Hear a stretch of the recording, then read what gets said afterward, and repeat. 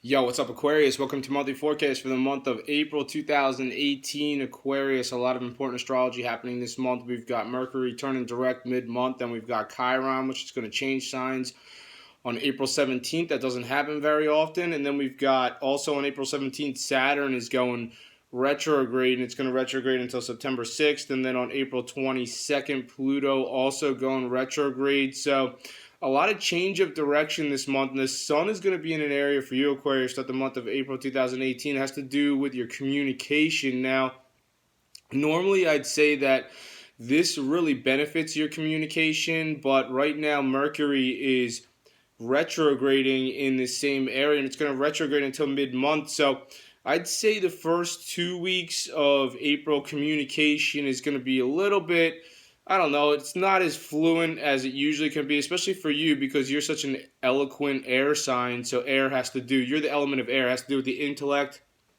and communication and thought. So typically, Aquarius, you are very eloquent, you're very articulate. A for Aquarius, A for articulate.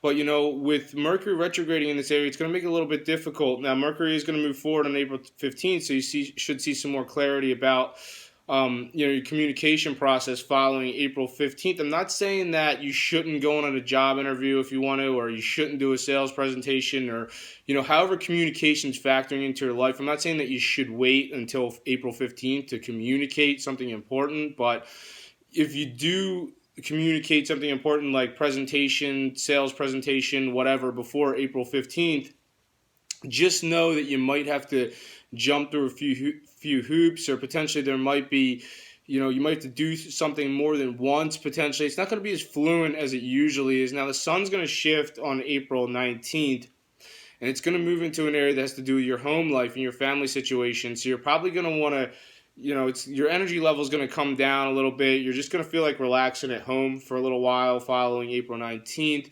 But those are the main themes for you, Aquarius, for the month of April 2018. Now I'm going to talk about some more specific major astrological events that are set to occur this month and what they mean for you. Right off the bat, on April 2nd, Mars will align with Saturn. So you have Mars and Saturn, which are aligning in the same area of the sky, and they're actually aligning in your sector of secrets. So I'm not saying all Aquarians have some kind of secret in your life, but if you do, then potentially it could have to do with an attraction of some sort, because Mars does suggest an impetuous attraction to somebody. So if you're secretly sexually attracted to somebody, you may feel sort of stuck, because it's like Mars wants to forge ahead, but Saturn wants to restrict.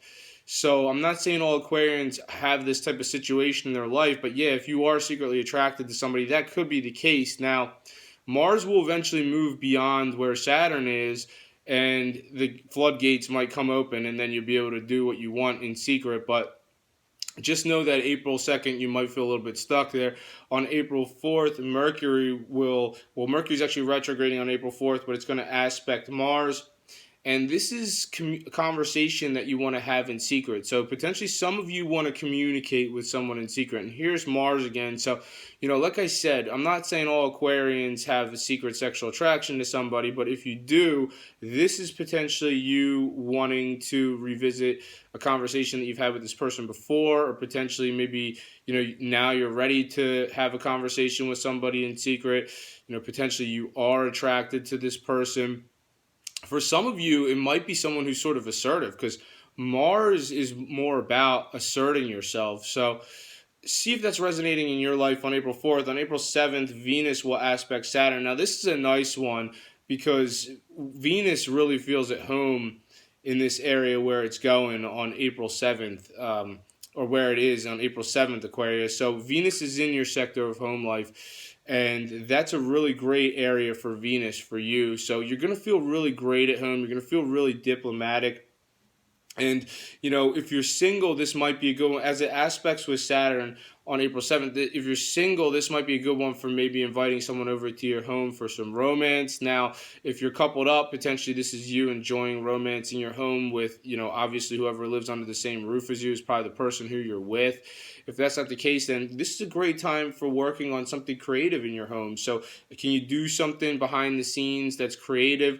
For others of you, this is maybe closing a deal on a property. That's very specific. If you're looking to close a deal or come to some sort of agreement regarding a property matter. This is great for that. It's a really specific situation. Obviously, not all Aquarians are going to see that. On April 11th, the sun will aspect Jupiter.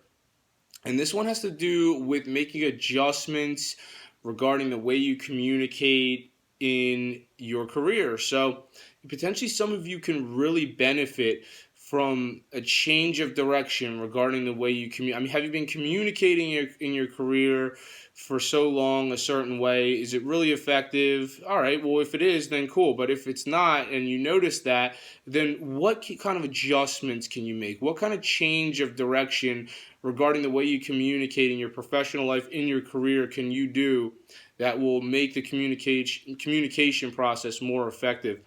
On April 15th, finally, now Mercury is moving direct. Here we go.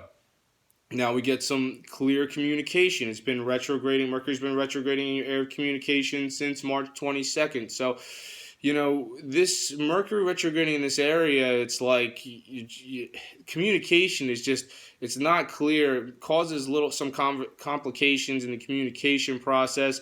And it could even resonate as like you see it as like computers acting funny, electronics acting funny. You might have to double check your emails before you send them. Double check that text message before you send it. I guarantee you, if you type something up and then you look at it again, you'll be like, oh, there's mistakes. So that does happen sometimes when Mercury is retrograding. But now Mercury is moving forward again on April 15th. Communication should be smooth sailing. You are an articulate individual. Take advantage of this.